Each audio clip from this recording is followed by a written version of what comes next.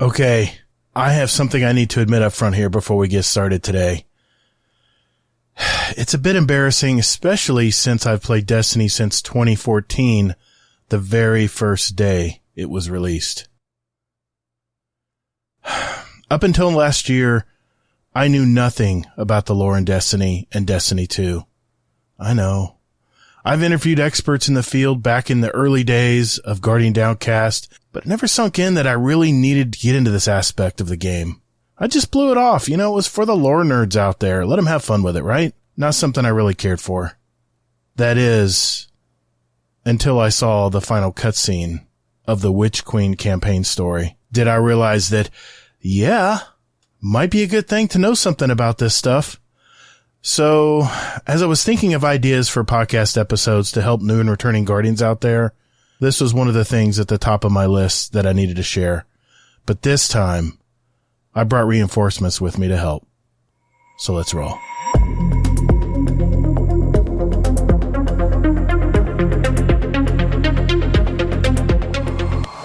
Hey Guardians, welcome to the Destiny Help Desk podcast, a show that's designed to help you with the little bits of the Destiny 2 online game. Hey, my name is Todd the Gator, and whether you're a brand new Guardian to the game or a returning player, I'm here to help you explain the constantly changing dynamics of this game, bring you up to speed, and get you ready to jump in and start your Destiny journey. This is the audio component to my YouTube channel, which is Todd the Gator, 2 Ds and GATR, or you can visit youtube.com/@ToddTheGator. If you're more of a visual learner or want to refresh your memory of today's subject, you will always find a link to the video pertaining to this topic. Just check in those show notes down below there. If you have any questions for me that I might answer on the show at a later time, please email me at toddthegator@gmail.com, or you can send me a voicemail with your question at speakpipe.com/Destiny Help Desk. All of these links will be in the show notes down below as well. There are no stupid questions in Destiny, so if you need answers, please don't hesitate to send them my way. This podcast is here to serve you, and who knows, your question just might help a fellow newer Guardian out there. All right, let's get into it. Okay, so you're new to Destiny 2, or you've returned to jump back into the game, and you keep hearing this term Destiny lore and wonder, what is all this about? Or maybe you've been playing for a while, like me, and you've always wanted to know more about the lore, but you really didn't know where to start. Or also, like myself, you thought maybe it was too late to get caught up on all this stuff.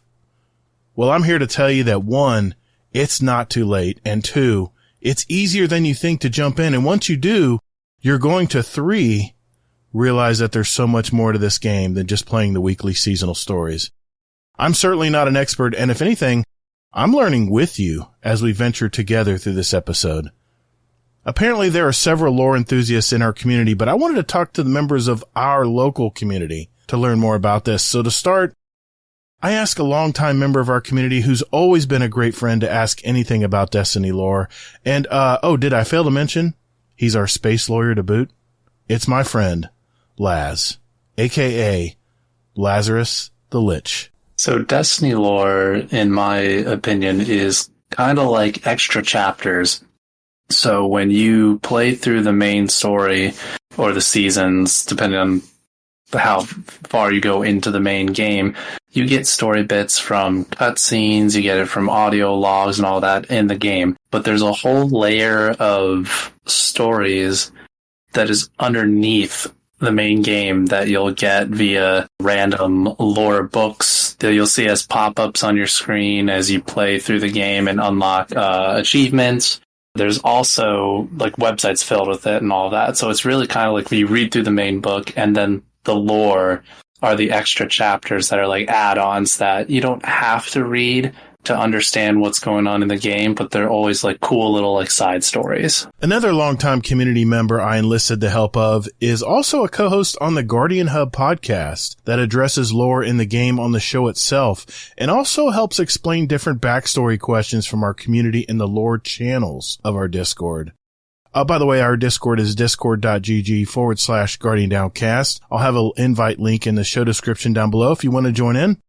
But he's been a source of knowledge in the lore field, and I couldn't resist asking him some questions as well.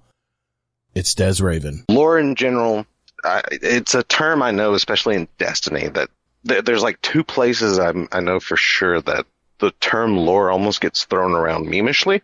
That's Destiny, and that's like a Souls game. Even for those that are unaware, like lore just in general is essentially the story that is not what the game, what you're playing is focusing on. It's usually world building. It's usually, history, like legends and myths, which again, Souls definitely has like an abundance through their texts and stuff. But yes, lore is your quotes on weapons, it's just so much, to be honest. And it formed for the longest time. It was like, it was the most rich like story there was in Destiny. Like speaking back of Destiny 1, like our base campaign back when was, let's say very vanilla. And, the lore is actually where things got like interesting. If I hear you correctly, when we play this game and we're just piddling around doing the weekly story, right, for the season, the lore just fills in all the backstory for everything, right? Essentially, yes, especially at this point in time. In the story, there's so many like bases that are filled, because it's almost as if in like, especially in recent time, they've really been trying to like tie together like what could be seen as loose ends, because again, then there's starting to be like so much overlap. Okay, so we know what lore is in the game, but where did it start? Where did the original Destiny lore begin? Back in the D1 days, you had to earn what were called grimoire cards. And, like, for example, when you went through the Rise of Iron campaign in Destiny 1, you would find dormant Siva pieces, and each grimoire card had little bits like dormant Siva fallen 3.1. All it said was, that which we were, we are no more. That which we are is undefined. We make our new selves. We need not machines, because we are machines. And it says consume, enhance, replicate, so that sounds kind of mechanical there. But they were little, like, lore bits kind of hidden, almost like a deck of cards, so to speak. But in these cases, they weren't, like, super long or anything like that. They were really just kind of small little tidbits that added to the main story as you play it along. Again, nothing that you absolutely needed to read to understand what your character was doing, what your guardian was doing in game, but it was kind of a cool little virtual collectible card game without the game component of it. So that's, if you were not in Destiny 1, that's how the lore was earned that way. Much more complex route than the current method where you actually see chapters of the books pop up as you unlock them. Technically, I guess lore started with the old, with what was essentially the first Destiny marketing campaign, which was the Alpha Lupi ARG. Really? Back in, I think it was the Bungie forums, where this Alpha Lupi individual would start like posting these weird things, but it all started leading up to Destiny marketing, essentially. Origin of Destiny lore, again, grimoire. They were interesting, like, to say the least, because again, you have stories that, whatever plot that Destiny had just had to be completely overhauled to facilitate just more, I suppose. They got someone in to write these grimoire. Grimoire used to be a challenge to even collect. I remember you'd have to find what was it, the dead ghost? Was that part of the grimoire cards back then? You had to find these dead ghosts, and they were anywhere, dude. Yeah. Anywhere in the world. I found them in a Crucible map. I found one in a Crucible map. I'm like, what is this? Yeah, there was at least one dead ghost in Bannerfall. That's the one. Yeah, that was our. It was like character's name was Festival of Lost. Yeah, but no, the character. It started with an L, didn't it? Lysander. Lysander, yes. Lysander. I haven't thought about it in 9 years either. That's the first time I've heard that in a long time. Wow. And yeah, Grimoire just had like ridiculous requirements at times. There was actually in Destiny 1, hilariously, the only reason I went for my first flawless in Trials of Osiris when I was introduced is because it had Grimoire attached to it for a flawless win. That's right. There was stuff at the lighthouse, wasn't there? Yeah, just for reaching the lighthouse, you unlocked a Grimoire, and Yeah, that's why that's why I went in for like my first carry. Well, you talk about these Grimoire cards. Were these cards in game, or was there some other way we had to access them? You know where I'm going. Yeah, I know. And it was the bane of early Destiny Yes, lore. It was the bane because no, they were nowhere in game. In fact, when you collected them, they even told you like visit Bungie.com, right. blah blah this. Yeah. To view this card or whatever. And yeah, it was the massive bane because it was so easy to like not be interested in Grimoire when you got it. Because I mean, all throughout the beta, I would have to say probably my first month or two, like just playing Destiny, yeah, I wasn't even like I would get them and it's just like, oh, okay, cool, that's a thing. All right, later, let me get more loot. And yeah, so I mean, it took me forever. Well, I say forever, but it was about 2 months, I believe, before I finally started. I finally went to Bungie. Like I think I wanted to say the companion app was also capable of seeing them. So I mean that hasn't changed, but yeah, that used to be the easiest way to see like the lore and the deeper story of Destiny. And yeah. It was so frustrating, man. I would go to the site and be just a bunch of face down cards, and you would flip one over because you did finally find the ghost or whatever Grimoire to get it, and it would be Fallen 5. I'm like, well, what happened to the other Fallens? What about Fallen 1? It was literally, I don't know if it was deck building. No, I guess it's not considered deck building, but it was literally you were trying to put collections together, and when they all came together, I guess then it flowed. Is that how it worked? Because man, Grimoire really frustrated me in the early days. I mean, did you have to get Fallen 1 to understand Fallen 5? See, that's the funny thing. No. Okay. That wasn't the other bad thing about Grimoire is because again, it's all like world building, right? Mm-hmm. But the only Grimoire that was super connected to one another, at least in something of a cohesive narrative. Yes, yeah. Right. That was actually the lore cards that finally got me into the lore, and that was the lore between Thorn and the Last Word. Okay. Yeah, between those two like categories, you would see like certain like names or things start to like pop up between these two areas, and that was the thing that I looked at, and it was like, wait, there's something else here. Now, it still took us a very long time to get, I think, to like Thorn 3 or 4 or whatever, which I think was past Taken King when those finally dropped. Like I said, those early cards, and like I said, the way they meshed and like they had a story, but no, the rest of them weren't all that connected. More so, they were connected by the ideology. If you collected Ghost Fragment Fallen 1 and Ghost Fragment Fallen 4, the only thing that we're connecting them is its story about the Fallen. Yeah. It's just like that's about the best you got. Yeah. It was a snippet, and it was you didn't know what context it was talking in, and oh my gosh, it was so, you'll get a kick out of this. You know the reason I collected lore in those times? Because there was an emblem where you could actually post your Grimoire score. And the more you played the game, the more you just naturally found a lot of Grimoire. And I would always flaunt that. Like, look, I got 5,300 Grimoire score. I didn't even read half the cards, Des. I know. Don't at me. I didn't read the cards. I was just like, it's done. That's another point. That's 5 points. Yeah. Yeah, 1,000,000%. I've flaunted that same emblem as well. Because again, I was like hooked into the lore at that point in time, but it's also like, hey, like, getting into this gives me this big number. Right. Watch this big number get bigger. Yeah. I mean, that's just dopamine go up. I know. Right. As the guys mentioned earlier, the origin of Destiny lore and how to acquire it was very tedious, and I, for one, was never motivated to learn more about it. It was all about that Grimoire score, which back then was how you knew a Guardian had experienced the game. The higher the number, the better the player. At least that's how some of us saw it. So now that we know where Destiny lore started, I asked both of them, why should we care about lore? Why put all this extra effort into learning more in the lore of Destiny? Knowing the lore can layer so much more on top of an experience. It is actually a little ridiculous. Let's take like the current season, for example. Season of the Witch. Season of the Witch opens up to what some of us are thinking is the most terrifying thing that can possibly happen.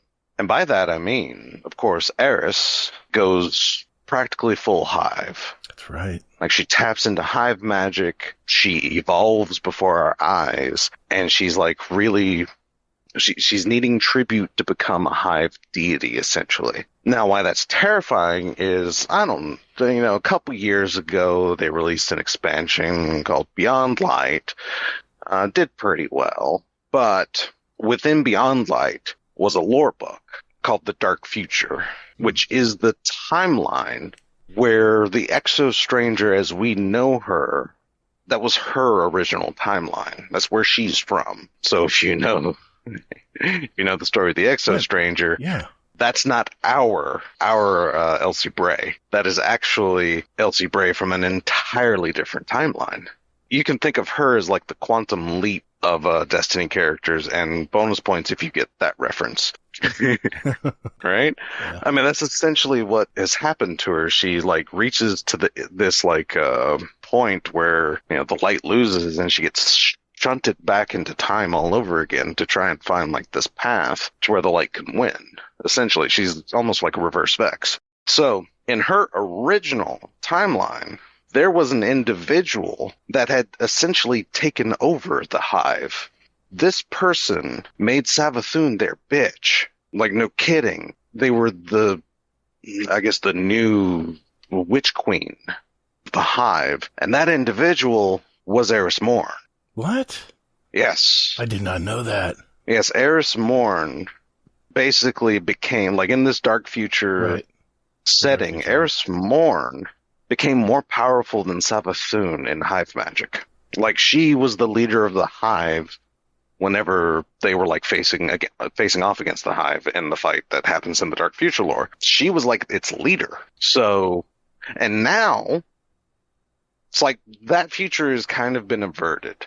But now we flash forward, and all of a sudden Eris is diving into that power that she can most definitely, like again, knowing the lore, you already know that she is capable of becoming extraordinarily powerful in this aspect of darkness. And there's already been teases of her being tempted by the darkness, with Season of Arrivals even had her using a lot of the same like salvation and like key terms that I suppose it was the Witness was using like back when. So I mean, there's a lot of like all of a sudden underlying terrifying things that could happen from this very point in Destiny. I do think that there is some merit to having like the desire to dive into the lore, mostly because there are a lot of really cool like side stories with characters that you don't necessarily meet in the main game, or it even explores like deeper beyond the gameplay. Like, there's a whole lore book attached to one of the dungeons from Destiny, well, more than one dungeon, but to the Pit of Heresy. When you play through it, you understand that you're running through this really dangerous section of the moon that the Hive have carved out. It's attached to like Eris and her fire team and their mistakes, but there's a whole like history centered more around the Hive that are down there and what they're trying to do that you don't necessarily glean from playing through the dungeon. And I think it's cool to be able to have access to that information so that even if you never see it visually in the game, you have a greater understanding for what it is you're actually trying to stop, and not just shoot the Hive. Like, now you understand why you're shooting the Hive, why you're trying to stop the ritual that they're doing down there. I'm sure that by now you're probably saying to yourself, okay, I'm down with learning more about this game. How do I find all this stuff? There's almost no better place to start than the Grimoire anthologies, to be honest.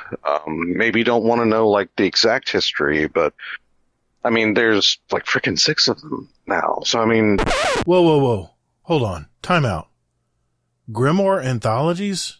What's he talking about? The anthology books, they are fantastic. They're borderline probably the best thing Bungie's decided to release, to be honest. Because again, Grimoire kind of vanished, at least from official Bungie places, so there's no real place to find them anymore. But that is what, as they might suggest, the Grimoire anthologies are kind of for. There's what, 4 or 5 of them I now? have them all. I think I just pre-ordered the latest. Hold on, I'll look. The sixth one is coming. I pre-ordered it. I think it's coming out in the fall sometime. If I remember correctly, they sent me an email. Yeah. Anytime one comes out, I'm pre-ordering it. Even if I'm paying full price, I don't care. As it's kind of a prideful thing I have on my bookcase here. Yeah, and they're fantastic. Because the first one, Grimoire Anthology 1, Dark Mirror, the entire Books of Sorrow, it's fantastic. Because again, it's the story that kind of kick-started, definitely, lore. And so it just makes sense for it to be the first book they released. They're done in a way to be cohesive. They have illustrations, which are absolutely fantastic. And hilariously, at least the first 3 or 4 are 98% existing lore with a couple of new things sprinkled in. And that's what I really enjoy about the anthology books, is the fact that they take just a little, and add to it. And it's just great. And of course, the first 3 were organized, curated by Milan. So, yeah, the fact that he arranged them in a way to be very 100% like grimoire. And sure, Books of Sorrow was easy, but it's the second or third one is Fallen? And that's nothing easy to try and I wouldn't have been able to arrange that grimoire anthology at all. Yeah, but thankfully, like I said, as it goes, they're getting more into the more structured lore, like the Braytek stuff. I think Maracena, the Marasov lore, and the Awoken lore are one of them. Which is, by the way, those books are in the game because they were after. Oh yeah. But if you want them all in a nice, organized, kind of like you said, curated, because each book has a theme. It's it has a picture of a Fallen on it or something, and it has a theme wrapping around that concept. It gives some order, at least, to the chaos, And I love the fact that they kind of look like these leather-bound tomes. It's just fantastic. It's essentially history. It's what got me into lore. When I read the first book on the Books of Sorrow, I was like, I cannot believe I did not know this. I've been playing this game since the original beta. And I don't know anything about the worm gods and how, all the story of Savathun and where they came from and stuff. Yeah, my mind was blown when I started reading the Books of Sorrow. I could not believe I did not know this from the game, because you would have never known this playing the game. Never known any of this. No, absolutely not. It's literally like the game is a puddle and all the grimoire is like the deep end of a giant Olympic swimming pool. It's crazy, man. Yeah, for sure. So I did purchase the very first one that came out because I've always been a big fan of the Books of Sorrow and the Hive history. Oh, yeah. It seems like they put the lore in some kind of order, like a storybook. They do, yeah. So the first one being Books of Sorrow, you get the history of the 3 Hive gods before they're Hive gods up through basically entering the soul system. There's subjects that might get your interest, because again, there's one involving what is essentially the Bible of the Hive. There's one covering a lot of the old stuff that we know about Fallen. Clovis Bray and his entire encounters with Vex and the mysterious entity he called Clarity. No, there's just so many places you can start with those, but I almost think especially the first 3, I mean, I almost feel like they're designed in a way to be consumable even by people that don't know the lore. That's a good way of putting it. That's how I learned about it, because I never read lore. I mean, the Grimoire cards, I told you, I wouldn't even flip them. I'd flip them over and say, okay, it's 5 points. I'm moving on. What else can I go find? Exactly. That's what got me curious about it. And there's so much I don't know, Des. You start talking about some of these characters, I'm like, I don't remember that character. And now I want to go back and know. So besides the websites, the power of YouTube allows you to, you type in Destiny 2, and let's say you want to look for the Taken King. You want to learn more about Oryx, for example. You type that into the YouTube there, and I'll do that right now. So if I type in Destiny lore Oryx, and then what pops up is probably the most popular lore expert is My Name is Bife, and already there's just 3 videos that have popped up, none of them longer than 24 minutes, that is just him basically reading you the lore, but also giving you his insight into what it means for the greater story. And if you're somebody that's more like visual or more audio in terms of your learning, kind of like people who love audiobooks and not so much like paperback books, YouTube with like My Name is Bife and any of those kind of lore experts on there is a great way to get an audio kind of recap of the various characters and stories in Destiny that you don't necessarily get, again, from playing the game. I mean, my recommendation, like, it's always the weird one, because I'm pretty much the only person saying this, but it's Ishtar Collective. 100% if you're new. Like I said, it's not as, like, curated as the anthologies, but where it's not as curated, it's also very free, because you can literally just go into Ishtar, you know, you're looking like for something specific, like let's say you wanted to learn about Keitel. Well, why is she a big deal in the Cabal? Why are we kind of working with her and killing everything else? You go to Ishtar, you hit that search bar, you type in her name, and you will be brought everything that is mentioned about her in lore. And like from items to lore books to just everything. And it can be a little overwhelming, of course, if you choose certain like subjects such as Hive. It's a little more legwork, of course, because again, you're going to have to like sift through it, sort through it, and pretty much consume it all to see what you would want to know. But I mean, it is entirely free in both the sense of being unrestricted and monetarily absolutely free. It was probably the best place back in Destiny 1 to even actually go and look at the lore, which, yes, sadly has no connection to Bungie. But it put up, like, Grimoire. It still has old Grimoire on it, the old Grimoire cards. That's so cool. If you missed out on that, you can actually go to, Ishtar Collective. You can read back through all that jumbled mess. They have basically every little bit of, like, flavor text and everything, like, with if it's a Destiny item, but it is like cataloged in Ishtar Collective. And they have fantastic features such as categories you can look through. They will like tag lore on like what it mentions and what it's connected to. So yeah, it's a fantastic place to go. They have tons of like features. They have like a timeline. They were, I think, the second place. But I think they're working with the first place to like really create like a Destiny timeline and like how the events flowed and like where they place and everything. Like it is a fantastic tool, and you can just you can dive in. It is absolutely great. Is where I go. If they don't have a category of what you're looking for, you can just type it in on the search, and it will bring up every instance of what you searched in wherever it can find it in game, whether it be like a mission transcript, because that used to be a thing. That's right. And it is absolutely great. Like, Ishtar Collective is like my best friend. Man, I'm telling you what, the more you talk about Ishtar Collective, I'm going to dive into this and start looking into this, because especially the timeline feature, that is so cool, man. Yeah. I didn't know that was available.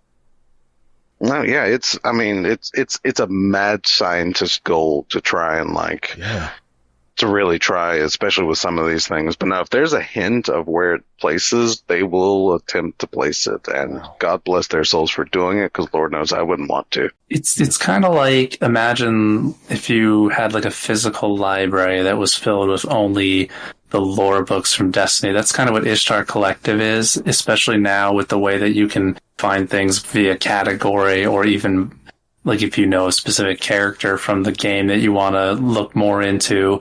So it's kind of like having like an index to say like, which shelves in the library do I go to find that character and any history about them. There are content creators out there that are dedicated to this game's lore. But of course, I would be like remiss if I didn't mention names like Bife from the channel My Name is Bife, who again, like started his entire like content creation career almost on Destiny lore. But no, he is definitely one place. I mean, he's been doing it for so long, and to be fair, he does have a fantastic voice to listen to. Yeah, he does. If you're into those deep voices, I mean, you're good to go. So if you prefer to listen, there's definitely places you can go. There's probably other places, but I mean, Bife has been doing it for very long. He has so many videos on like the lore. He has like a 3.5 at least hour video on the history of Destiny from start to certain point that I now forget, but it's like 3.5 hours. So if you've got 3.5 hours to like listen to something, just listen to like the entire history of Destiny. Of course, Mylan Games, who's less archival. And he's more, he does more tap into the theories. I like places that get you thinking too. And yeah. Anyway. Yeah, Bife to me, My Name is Bife is very, like you said, archival, very exacting. Yes. And Mylan is like the man on the street talking about the lore, it seems. You know, do you kind of get that? Right. He's kind of like, well, here's what I don't really know what it means, but here's what I think it means. You know, and yeah, I know he's not afraid, because again, there are plenty of content creators that like pretty much rehash. I would say regurgitate, but that just sounds for some reason that sounds demeaning. But no, they definitely rehash exactly pretty much what's in front of us, and like if things connect, they'll mention it. Mylan, he's like the crazy guy on the subway. He will throw out theories that he either likes or buys, or even theories that he doesn't necessarily think will happen, but just he'll throw it out there just to like start conversation. So this is where like I'll call it the trap kind of comes in, because I mentioned the timeline earlier on Ishtar Collective, which is great, but you can get like lost in that timeline if you go all the way back to the ancient past and start from there. It's a lot of information to process. If you're just looking for because if you're a new player who hasn't played Destiny, you probably are like curious as to like, why are we in this last city on Earth? Why are all these different enemies on our doorstep? And I think that like the best place to start there would be like the Golden Age and the Collapse, any like lore that have to do with the Traveler showing up. I think that is the history that makes the most sense. All the history is important, like the Hive history, the Elixni/Fallen's history, all of that is very important. But to understand what's going on immediately in the game with like why we're in the last city and all of that, you have to start with the Golden Age and then the Collapse to understand just what the Traveler is, what it's done for us, and why so many other species throughout the universe are trying to harness its powers, much like we have. And by starting there and then just slowly building up to everything like the Destiny expansions, the original Destiny expansions, and then you can kind of go back from there if you want to see, like, as you learn about the Witness, as you learn about the Darkness, you can dive back to pre-Golden Age so you can see what their origin is. But if you start too far back, it's kind of like, it's almost like reading later chapters of the book and not starting from the beginning, which I could see very confusing for any new players.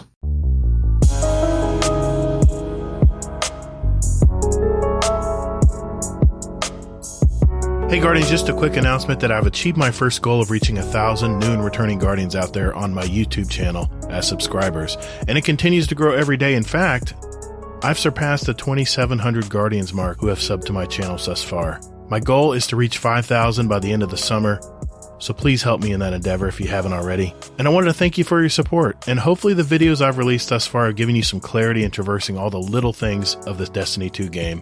As the latest Destiny 2 annual expansion has been released, Lightfall, my goal will be to continue to help new and returning Guardians out there tackle the next iteration of the Destiny universe story and activities. But I'm also going to add some more opinion pieces in there as well. Let me know what you think about those. And of course, don't forget my live streams. So keep an eye out on my YouTube channel for these videos, and the audio components of them will also be released here, right here, on this podcast as well in the future. So if you haven't already subscribed to my YouTube channel, Todd the Gator, what are you waiting for? Jump in there and follow the channel, hit that notification bell so you'll be alerted to those videos when they first arrive. So thanks. I also wanted to mention that you can now become a channel member directly to support my content. It's super easy to do. Just click that join button below the video and it will explain the rest. If you become a channel member, you'll receive a special channel member badge that will be visible whenever you comment on my videos and also when in my live streams on YouTube. There will be a member-only chats on live streams on occasion, and your comments will be highlighted as well. So do me a solid and sign up to be a channel member. Think of it as buying me a shot at the bar once a month, just to say thanks. I appreciate you. Is your head swimming yet? Mine is. Well, at least now you know where to get started and get into this rich history of the Destiny game. And you just thought this was a looties and shooties game, right? Before I let these guys go, I asked them, is there anywhere else you can grab some Destiny backstory? So there's the YouTube I just mentioned. There's websites like Ishtar Collective and Braytech.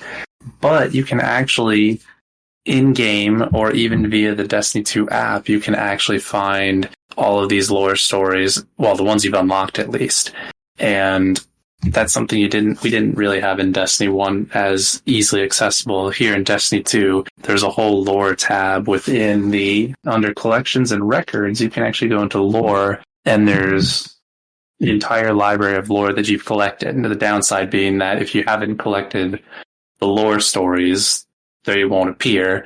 So it's a bit of a drag there, but it is a great sort of like collection, almost like if you have a collection of comic books, you probably don't have all of the issues of the various characters and all that, but you could probably still enjoy the collection you have there. Okay, I'm interested.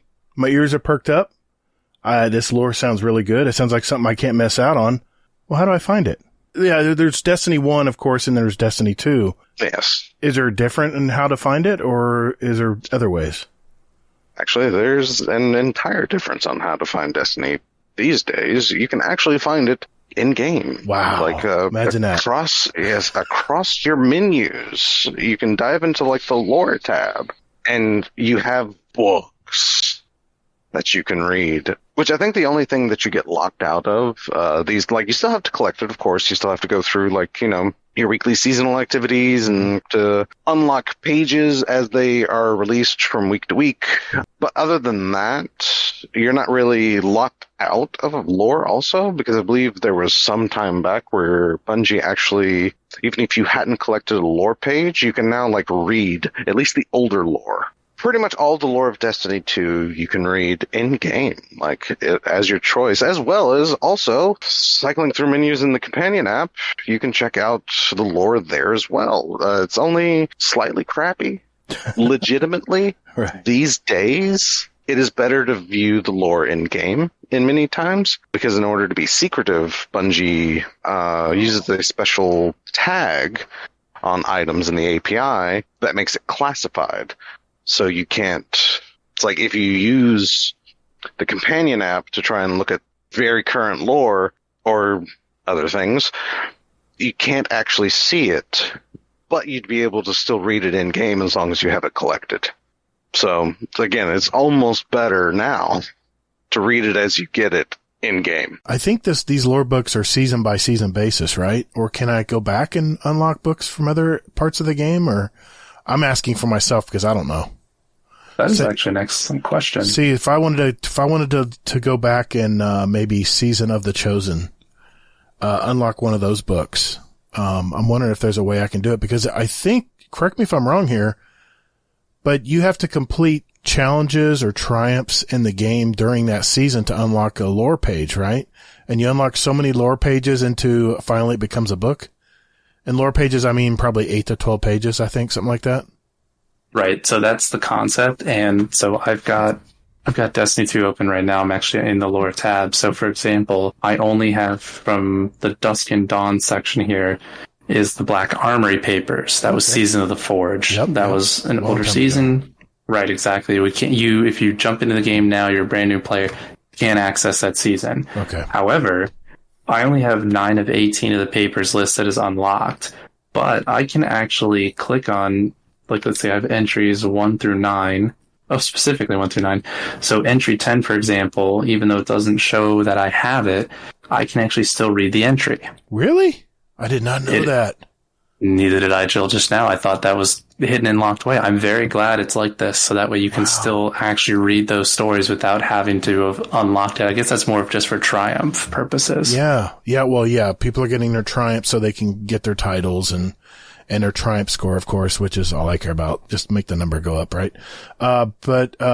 Man, good point. I'm glad you're in game looking at this because I do not have my game up. I have like 5 million windows up. That's going to be so important for new listeners and new players who want to get into lore. Could that feel kind of, because I was kind of defeated. I figured, well, I mean, I've been playing since day one, Destiny and Destiny 2. So I have most of the lore books unlocked because I've played through the seasons. But yeah, I mean, the great thing about the lore books in the seasons is, they kind of expand on the current story, right? They kind of give more background to what's going on when you play the weekly stories. Am I correct there? They do, yeah. So, for example, let's go back to Dusk and Dawn. So the current seasonal book is called Rites of Passage. Mm-hmm. So right now there's eight pages, but you can only see 4 of them because, yeah, we're in week 4 of the season. That's right. So, for example, the most recent page we got was page 4, and it happens to be about Sloane, which is coincidental since we saw her pop back up in a cutscene. Well, in-game cutscene. Mm-hmm. And things like that are kind of cool because you see her on screen. If you've played the previous seasons, you know who she is. But really, after she disappears, it's like, okay, well, we don't really see her. But to know that there's a little bit more background here as to what she's doing during this season, I like that aspect to let us know that they haven't just forgotten about these characters. I'm glad I asked you that question because I did not know if I could go back and read lore from previous seasons. So if you own the game, you can go back and read the lore about the Forges or probably I'm sure you can go all the way back to, the Days of Gaul and early Destiny 2 game, right? Man, that's awesome. Oh, absolutely. Yeah. I mean, this is great. Like the only things that are secret triumphs are things for like the current season because they obviously don't want you spoiling things. But yeah, you can absolutely go back to like there's all 13 pages of the man they call Cade, so you can have a better understanding of why the veteran Destiny players look up to that character so much. Now you can read about him and go, okay, I get it now. Wow. So as I'm finding out right now with you, accessing Destiny 2 lore has never been easier. I never knew you could access all the past seasonal lore. Until now. Thanks, Lazz and Des. So as I begin to bring this plane home, I had some parting questions for these gents concerning the upcoming final shape, and also these episodes that Bungie is releasing shortly after the campaign finale. They are 1,000,000% going to pull from lore. That I can tell you that right off the bat. They are going to pull from lore. They are probably going to either tie some loose ends, or like we've been told before, like post Light and Darkness saga. Which is essentially what Final Shape is. I mean, we've been told that saga, the saga we know of, the fight between the light and the dark for this little blue ball, will end at the Final Shape raid. So everything after that is new, essentially.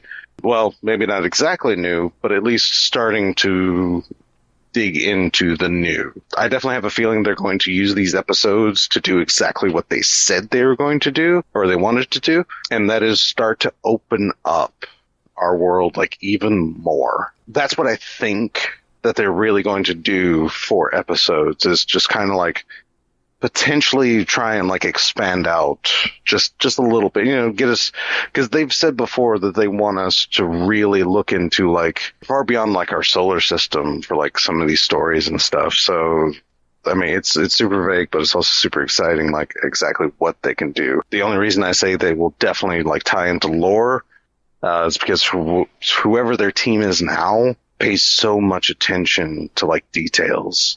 For the cutscene where Osiris is drinking dead man tea. Right. Not kidding. Yeah.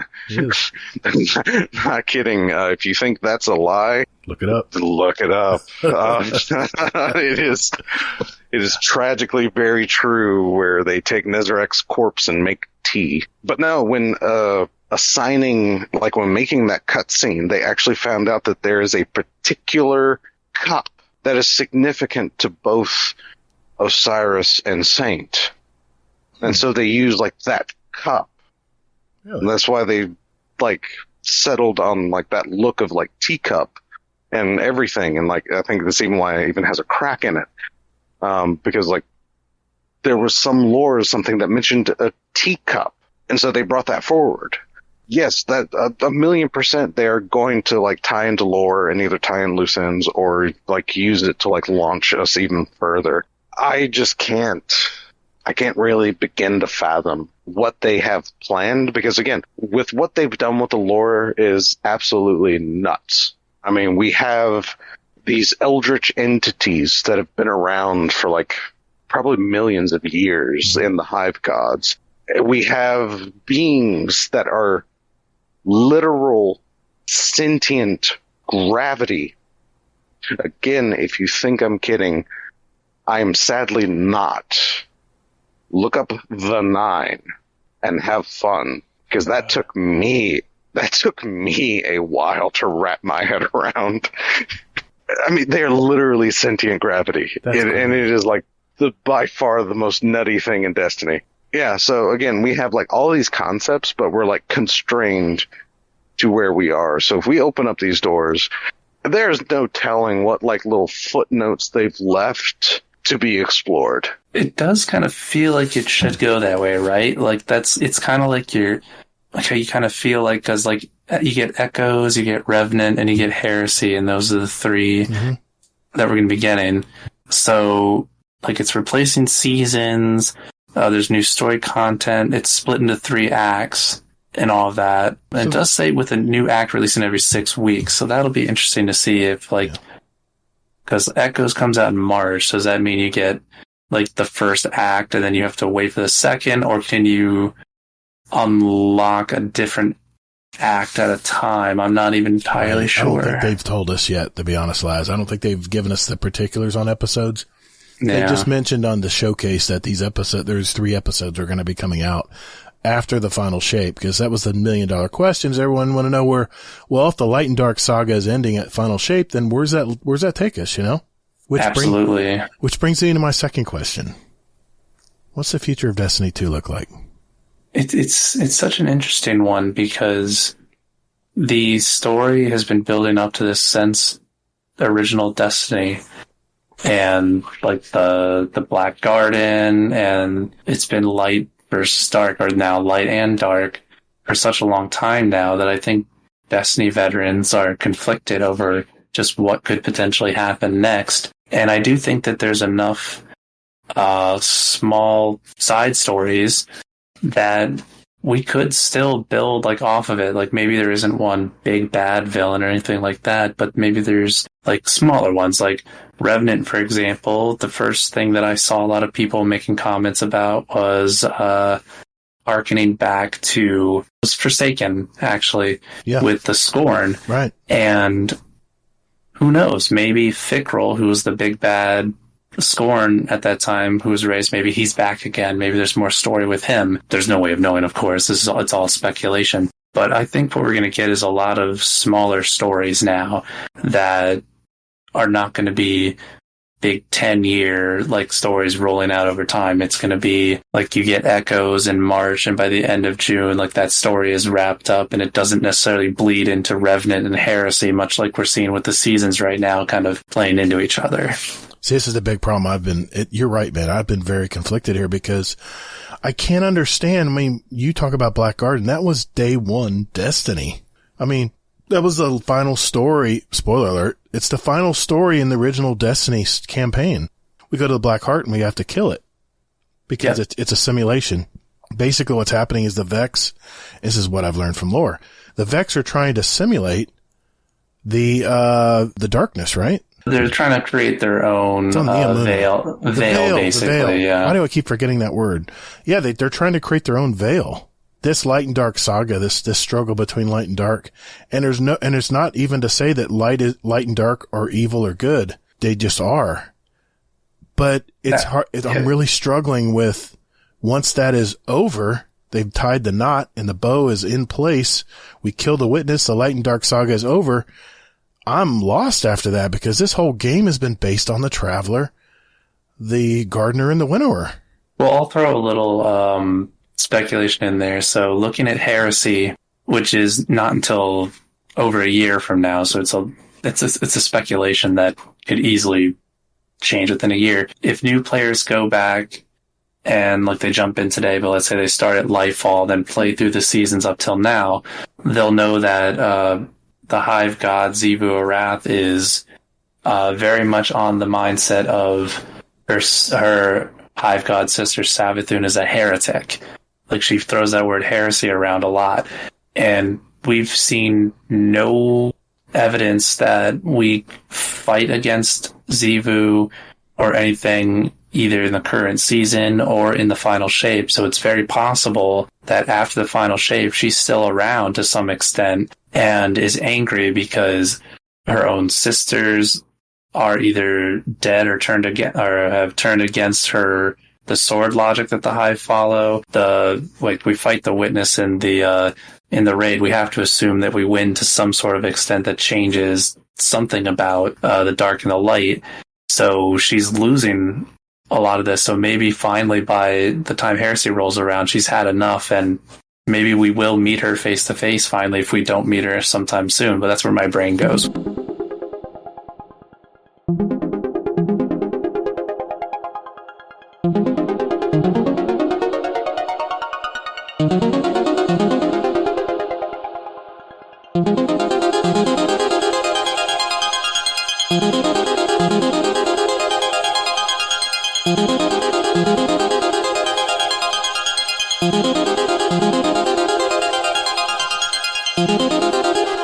Okay, so let's recap. I first asked our two lore enthusiasts what Destiny lore is. I then asked them, where did Destiny lore originate? Which I still shudder when I think about those days. I then asked why we should even care about knowing the lore, right? Once we established that we might be interested in knowing more, we then got a ton of information on where to start our lore journey. We talked about the websites, the Grimoire anthology book series from Bungie, the lore excerpts that we can read as flavor text on many things we acquire in game, like ships and exotic weapons and armor, and of course, the new built-in lore book system that you can unlock with each season, and the fact that if you missed a season, even though you can't go back and get the Triumph anymore, you can still go back and read the past lore books.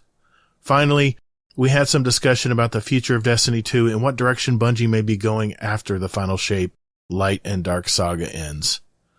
So I hope this episode, at the very least, made you aware of the deep story that gets buried in the day-to-day game that is Destiny 2. And there's so much more to learn from this game that the writers from Bungie intended for us to know. And it's gotten even easier today to access it. I want to thank my two very good friends, Lazarus the Lich, aka Lazz, in our Discord, and Mr. DesRaven, which you can catch every week on the Guardian Hub podcast. So if you see these two in the Discord community, please thank them for shedding some light on this very complicated topic. Remember, if you want to hear more from me concerning the Destiny game, please subscribe to this podcast to hear future episodes with more information about all those little things that make up the Destiny universe, especially if you're a new and returning player. If you haven't heard, I have another Destiny podcast that I co-host with my pal Hazelnut every week called Guardian Downcast. It's where we discuss all the latest news from Bungie and hear the stories of our Destiny community. GuardianDowncast.com is the place to go to know more. And remember, you can send me a question for the show via our email, toddthegator@gmail.com, or leave a voicemail for me at speakpipe.com/Destiny Help Desk. There are no dumb questions about Destiny, so send them my way and your question may be read or heard on a future episode. Remember, we only get one playthrough in this life, and be kind to your fellow Guardians in the Destinyverse. Take care, and later, Guardian.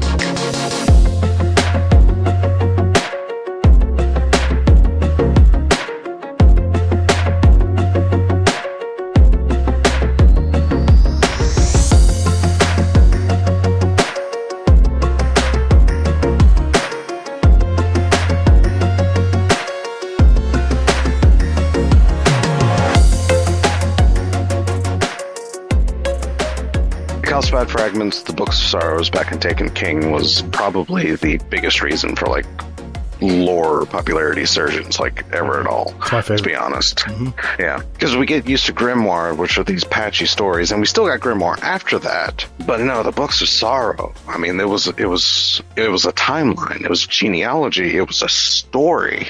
Yep. It was something you could really finally dive into. But yeah, there was a fight that is in that lore that is like essentially also Cabal history. There's a point in the Books of Sorrow where they're talking about where the Hive are going up against people that use dragon wishes, which for a while was speculated to be Ahamkara, but with no real confirmation up until this collector's edition lore that states that, Callus actually wore and had an Ahamkara bone from that particular fight in history. So yes, and Amon-Ra, which was Keitel's kind of like a big sister. She served Gaul. There we go. Yeah, she was like Gaul's like war chief general, and ended up being the person that Savathun ended up tricking to summon Xivu-Arath. But yes, as you can hear at that point in time, they shared a similar name because of Amon-Ra and Xivu-Arath. Apparently that has been, I'm not sure if this is said in the lore, but it has been said that it is intentional that they shared a name because, again, now we know Hive is in Cabal mythology, so... You brought up new players, and I think you have to try to think, it's hard to think from the perspective of a new player when you're a D1 vet. It is, because, I mean, this is the reason why I made this podcast, because there's people out there who are like, yeah, that's nice and all, you're assuming I know all of this stuff. I don't know any of that stuff. It's terrifying in Florida. I've had people that are sleeping in their bed, never to be seen again. The earth literally swallows them up. It's crazy. Fantastic. Yeah. Come to Florida, everybody. Promise you won't fall in a sinkhole and die and disappear off the face of the earth.